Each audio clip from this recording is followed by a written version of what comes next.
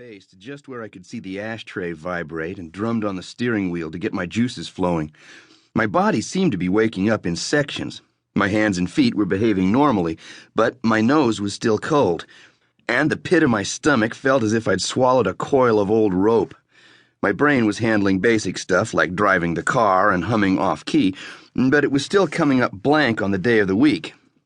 On the highway, I spotted the neon glare of an all-night convenience store, pulled in and bought an enormous styrofoam cup of black coffee.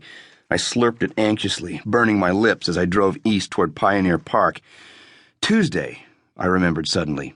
It was Monday night when I went to bed, so this has to be Tuesday morning. Thank you, Juan Valdez. Turning off the highway into the quiet residential neighborhood leading to the park, I doused the radio, rolled my window down, and sucked in a big, delicious noseful of Minnesota in May.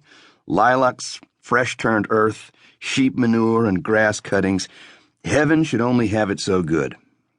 Was last winter the longest and coldest on record, or do I ask that every year in May? Anyway, Minnesota winters do make you really appreciate spring. Everyone in Rutherford says that to explain to tourists why we live so far north in the temperate zone. Strangers, meeting me for the first time, often ask me where I'm from.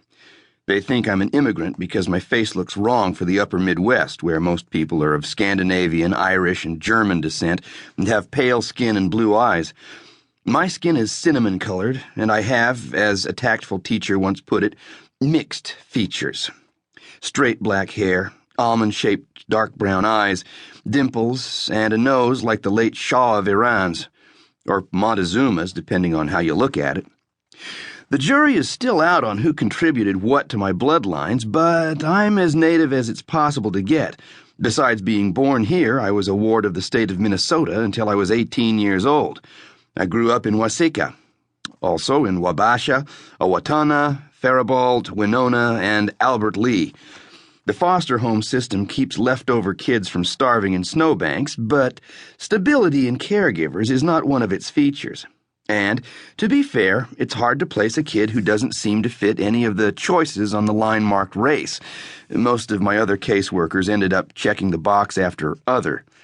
I never met my parents, but I know who brought me into the world, the night janitor at the Red Wing Holiday Inn.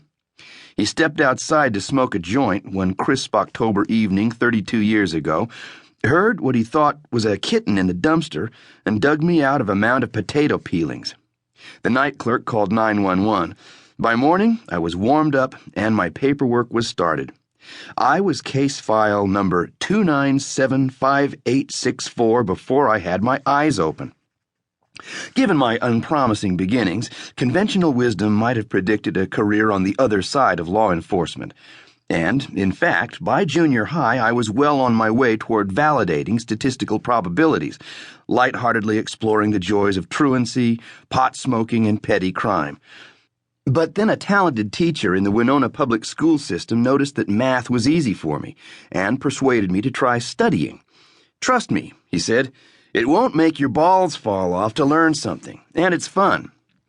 Learning was not in vogue in my set. I had to smuggle the textbook home under my coat.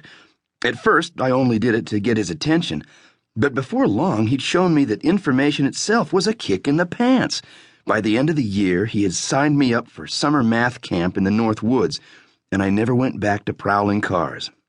I turned into a math and science nerd with just enough attitude to try for a scholarship at Rutherford Junior College.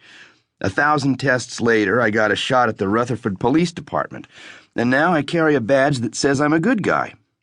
Sometimes I have a guilty feeling that I picked up all the marbles when nobody was looking.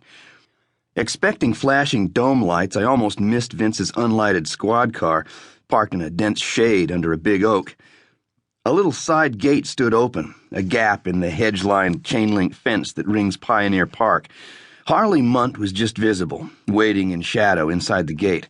No lights showed in the half-dozen houses that faced the park. Crickets chattered in the thick, velvety darkness under the trees. I closed my car door gently and walked to the gate in silence. "Hey, Jake," Harley growled softly through his big mustache. He pushed the gate closed as we shook hands. A thick-set, meaty young guy. He'd only been on the Rutherford force a couple of years, most of the time on the night shift, where I